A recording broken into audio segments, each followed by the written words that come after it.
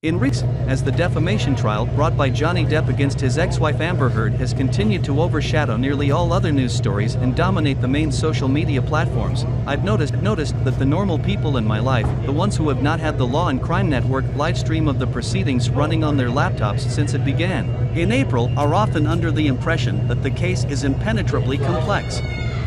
They aren't entirely wrong. Depp Heard 2022, playing at least through the end of this week in Fairfax, Virginia, is the sludge pit of an outlandishly toxic relationship. But so much of the online chatter about the trial is noise rather than signal. It has obscured how simple the core matter is, and how that simplicity makes the case all the more bizarre and tragic.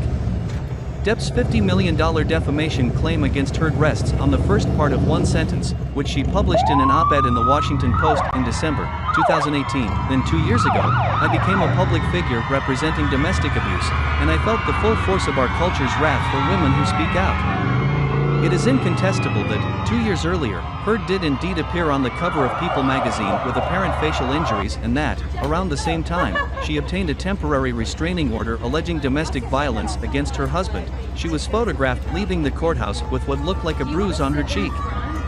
She also has a trove of text messages, witness statements, and photos of injuries, which, she says, corroborate her allegations of abuse. The careful legal vetting of her post-op-ed may be evident in the wording. Heard calls herself a public figure representing abuse, not a victim or survivor of it. She does not name Depp, nor does she specify a type of abuse. Depp has denied ever hitting or assaulting Heard. She is countersuing him for $100 million. As for whether Heard has felt the full force of our culture's wrath, a quick glance at Facebook, Instagram, TikTok, Twitter, YouTube, and other platforms, where she is cast as the Medusa of Sunset Boulevard, may settle the question. The precise demographics of the pro-Depp coalition are diverse, if uncertain in their exact proportions: bots, shitposters, men's rights activists, women who were in middle school when Edward Scissorhands came out. According to Wired, the hashtag Justice for Johnny Depp has surpassed 10 billion views on TikTok.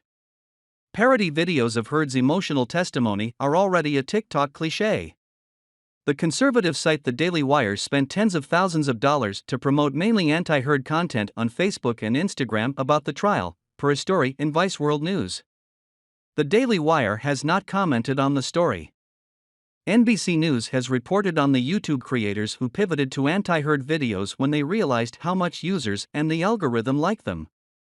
But that half sentence in the post, that's the whole case. That's $50 million. Depp lost a 2020 defamation lawsuit against a British tabloid, The Sun, which was far more brazen in its language. It called Depp a wife-beater, and, despite the United Kingdom's strict libel laws and a reversed burden of proof, the High Court in London found the vast majority of Heard's claims to be substantially true. And yet, earlier this month, the presiding judge in the Virginia case, Penny Askerit, rejected Heard's motion to dismiss. Askerit cited evidence that jurors could weigh that the statements were about the plaintiff, that the statements were published and that the statement was false, and that the defendant made the statement knowing it to be false, or that the defendant made it so recklessly as to amount to willful disregard for the truth. The evidence that jurors must weigh varies widely in its apparent relevance to Depp's defamation claim. Just today, the jury and viewers at home were treated to close-up views of Depp's bloody finger stump, injured in a domestic fracas in Australia.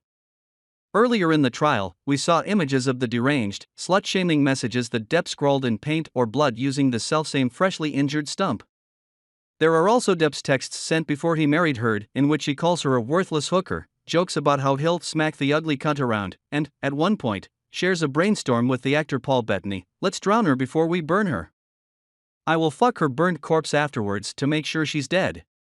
There's footage of Depp trashing a kitchen and audio recordings of him telling Heard, "Shut the fuck up. Don't fucking pretend to be authoritative with me. You don't exist." Depp, to review, is the plaintiff in the defamation trial, and the one whom most of social media is rooting for. It should be acknowledged that Heard, at times, has made questionable statements about her relationship with Depp and its aftermath. Both Depp's legal team and the hashtag Justice for Johnny and hashtag Amber Heard armies on social media have focused on flawlessly gorgeous photographs taken of Heard after alleged severe beatings and, especially, on her claim that she appeared on James Corden's late-night talk show with two black eyes and a nose that she suspected was broken. On the other hand, two pieces of evidence that her detractors hold up to allege that it was Heard, in fact, who was abusive, an audio recording in which she admits to hitting him, and another in which she mocks any claim he might make of being a victim of domestic violence. Both sound uncannily like fragments from a Darvo scenario, in which an abuser denies what he is doing at the same time that he deflects and projects his behavior onto the person he is abusing. You don't have to trust Amber Heard to look at 12 words in a newspaper column and wonder why they serve as an invitation to listen to her sobbing incoherently in an ugly argument with her unmoved spouse, or to read texts in which Depp calls her a gold-digging, low-level, dime-a-dozen, mushy, pointless, dangling, overused, flappy fish market. You don't have to like Heard to sympathize with her when one of Depp's lawyers, Camille Vasquez, who cross-examines all of the defense witnesses in a tone of incredulous contempt, repeatedly confirms with her that she did not seek medical attention after some alleged incidents of violence, or, on redirect, when Heard's flustered lawyer, Elaine Bredhoft, is unable to formulate questions that would permit Heard to defend herself. Vasquez has taken fearsome advantage of what appears to be Askerit's unusually rigid application of hearsay. You don't have to believe everything Heard says to be startled when a law and crime guest, the defense attorney Lara Yurechen, wonders aloud, after hours of Heard's testimony, why she stayed with her alleged abuser, a question so exhaustively asked and answered over decades of work by domestic violence advocates that it inspired an activist's hashtag 8 years ago. It's a question that I'm sure a lot of people are asking today, Yurechen said. The longer the trial slogs on, and the more that various third parties profit from it, the more difficult it is to fathom Depp's motivations for instigating it. He and his supporters say he filed the suit to clear his name, but it has put more terrible behavior of his on the record than any scrubbed and ghostwritten op-ed could do. In fact, if you spend enough time inhaling the sulfurous fumes of the Depp Heard livestream, what it starts to resemble most is a high-budget, general admission form of revenge porn, an act in which the person with the upper hand in a relationship forces the other to be complicit in the sharing and dissemination of raw, vulnerable, literally sensational moments for the delectation of an unseen audience.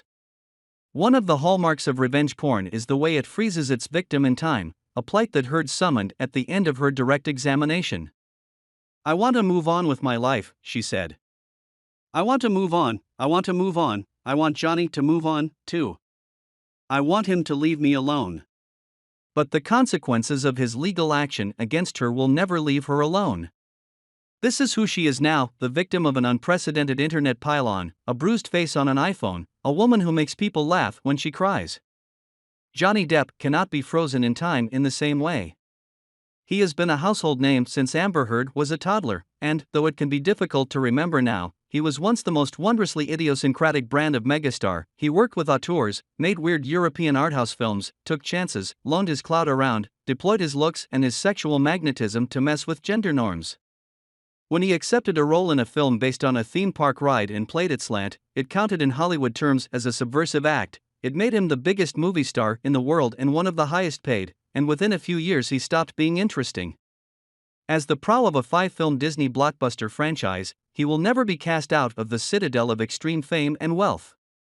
The Fairfax trial affords many glances inside this extravagant yet bleak fortress, the insulating layers of handlers and yes-men, the huge, empty homes loaned out to hangers-on, the noxious mix of paranoia, dependence, and impunity bred by ultra-celebrity, the disorienting suspicion that everything is permitted and nothing necessarily has to be true. That's the magic of movies, perhaps.